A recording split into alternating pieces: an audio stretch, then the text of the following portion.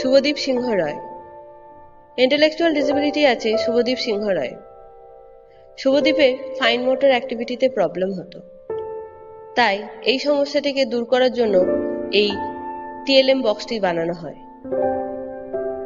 যেখানে দেখুন এই বক্সের মধ্যে বোতলের ঢাকনা লাগানো এবং খোলা একটি বক্স বানানো হয়েছে এবং আঙুল ব্যবহার করে কি সুন্দর এই ঢাকনাগুলিকে ও খুলল এবং